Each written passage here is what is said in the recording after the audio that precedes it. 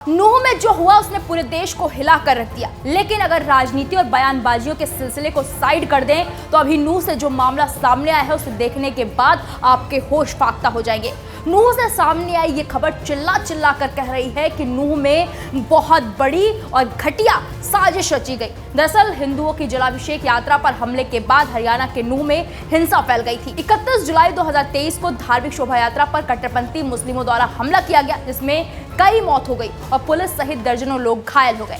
नूह का मुस्लिम बहुल इलाका अशांति का केंद्र था, जो धीरे धीरे राज्य गुरुग्राम और सोहना जैसे अन्य क्षेत्रों तक फैल गया। इस दौरान ऑप इंडिया ने अपनी रिपोर्ट में एक बड़ा दावा किया है। ऑप इंडिया ने अपनी रिपोर्ट में सुदर्शन न्यूज के हवाले से दावा किया कि एक हिंदू महिला ने जो खुलासा किया है वो कट्टरपंथियों के घिनौने चेहरों को दिखाता है। हिंदू महिला ने अपने एक इंटरव्यू में उस दिन की दिल दहला देने वाली घटना के बारे में बताया है। महिला ने बताया कि कैसे स्त्रियां अपनी इज्जत बचाने में कामयाब रही। महिला ने अपने बयान में बताया, जब आसपास की झाड़ियों से गोलियां चलने लगी तो हिंदू भाई बाहर थे। बिजली विभाग द्वारा बिजली काट दी गई। वो यानी कि मुस्लिम हिंदू महिलाओं की इज्जत लूटने के लिए सूरज डूबने और रात होने का इंतजार कर रहे थे। ये हम ही जानते हैं कि कैसे हमने अपनी इज्जत बचाई।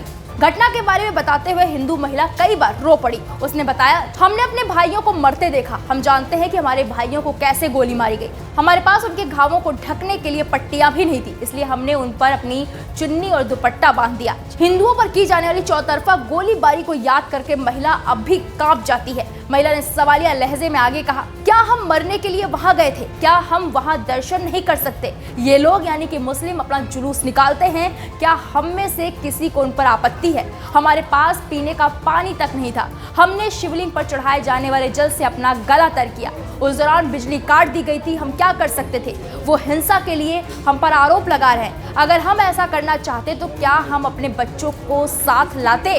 क्या हम मरने के लिए अपनी माताओं और बुजुर्गों को अपने साथ वहां लाएंगे? क्या महिलाओं और बच्चों का हमारे लिए कोई मूल्य नहीं है? जीवित बचने के सवाल पर महिला ने जवाब दिया, उस समय तक वहां कोई पुलिस नहीं थी। बाद में प्रशासन के पहुंचने पर हम वहां से किसी तरह बच के निकले। हमें अपनी जान बचाने के लिए गाड़ियों के नीचे और खेतों के बीच से रेंग कर निकलना पड़ा। हमें जानवरों की तरह सरकारी बसों में ठूंस दिया गया था। हमारे जले हुए गाड़ियों के धुएं से आसमान काला हो गया था, इतना काला कि मौसम खराब होने पर भी आसमान में इतना अंधेरा नहीं होता। मैं सरकार और पीएम नरेंद्र मोदी से हाथ जोड़कर अनुरोध करना चाहती हूँ कि हम 2024 में तभी वोट करेंगे जब आप मुख्यमंत्री मनोहर लाल खट्टर को बर्खास्त करेंगे। हम भाजपा को तभी वोट देंगे जब यूपी के मुख्यमंत्री योगी आदित्यनाथ जैसे योग्य और कुशल किसी व्यक्ति को यहाँ रखा जाएगा। वर्तमान मुख्यमंत्री 2000 से 2500 महिलाओं को नहीं बचा सके तो दूसरों को कैसे बचाएंगे? हमने सोमवार का व्रत किया था और पानी भी नहीं पिया था। हम वहां बेहोश हो रहे थे। पानीपत की एक महिला ने मीडिया से बात करते हुए खुद को हिंसा की भुक्तभोगी बताया। महिला ने जो दावा किया उसे सुनने के बाद तो आपके पैरों के नीचे से जमीन खिसक गई होगी। सोचिए, जब ये मामला सुनने और देखने में इतना खतरनाक है तो जिसने देखा होगा उसका क्या हाल हुआ होगा। फिलहाल इस पूरे मामले पर आपकी क्या राय है, मैं कमेंट बॉक्स में जाकर जरूर बताएं। वीके न्यूज, राष्ट्र के नाम।